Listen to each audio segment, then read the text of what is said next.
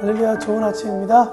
오늘도 하나님께서 우리에게 좋은 하루를 주시고 또 이 하루 하나님의 은혜 가운데 한 걸음 한 걸음 걸어가시라 말씀으로 우리를 위로해 주시리라 믿습니다. 오늘 함께 나누고 싶은 말씀은 여호수아서 6장 15절에서 21절입니다.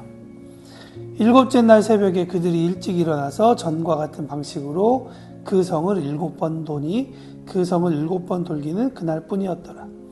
7번째 제사장들이 나팔을 불 때에 여호수아가 백성에게 이르되 외치라, 여호와께서 너희에게 이 성을 주셨느니라.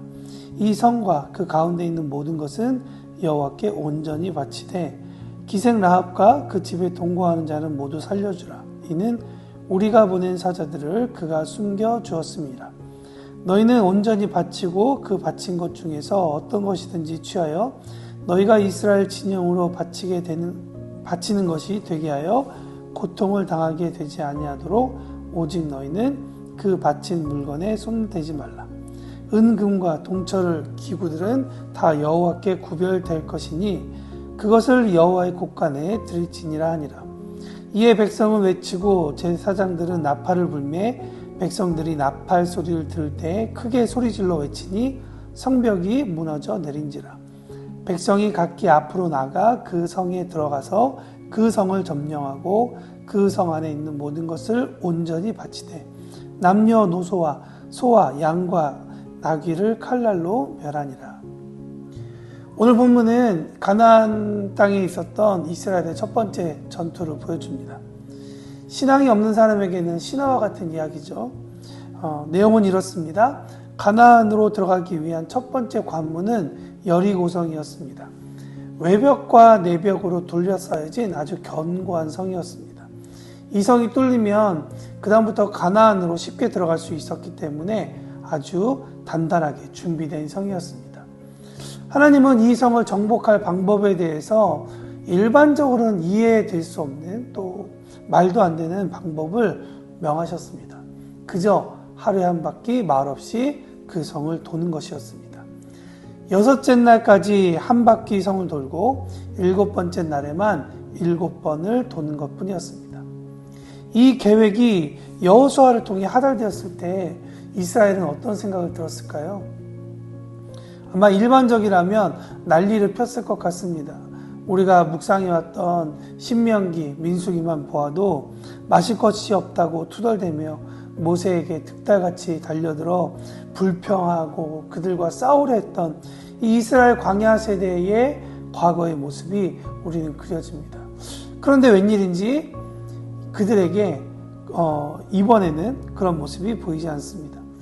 이유는 무엇이었을까? 이스라엘 광야 세대가 말로만 들어왔던 홍해 사건을 현실 세계에서 그들이 경험했기 때문입니다.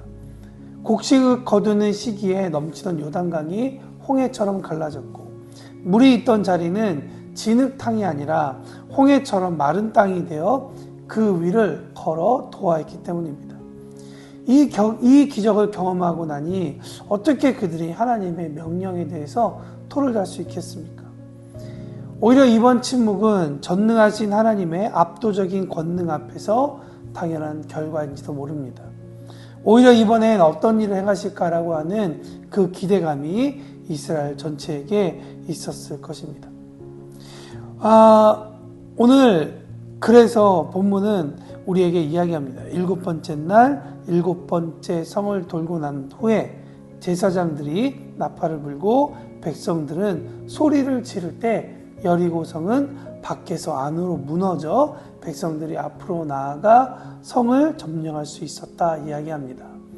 여러분, 본문은 우리에게 분명한 한 가지를 보여줍니다.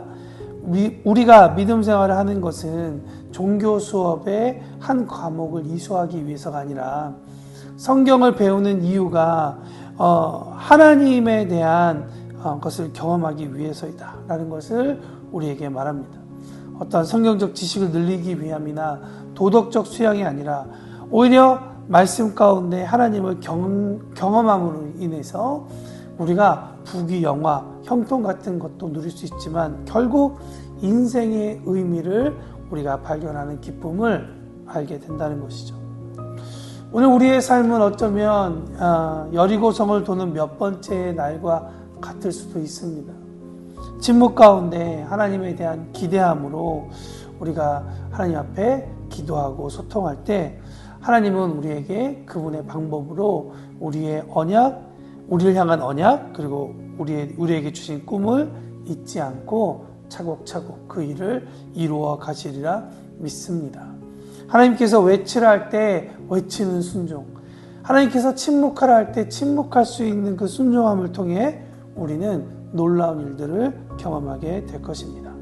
오늘 하루 여러분의 영혼이 여러분과 함께 살아가는 이들과 하나님의 약속을 꼭 씹으며 침묵하라 할 때 침묵하고 외치라 할 때 외침을 통한 그 온전한 순종함을 통해 하나님을 경험할 수 있는 귀한 하루가 되기를 예수님의 이름으로 축원합니다. 오늘 하루도 주님의 말씀을 따를 때 하나님께서 하나님의 방법으로 당신의 여리고성을 넘게 해 주시리라 믿습니다. 오늘 하루도 화이팅입니다.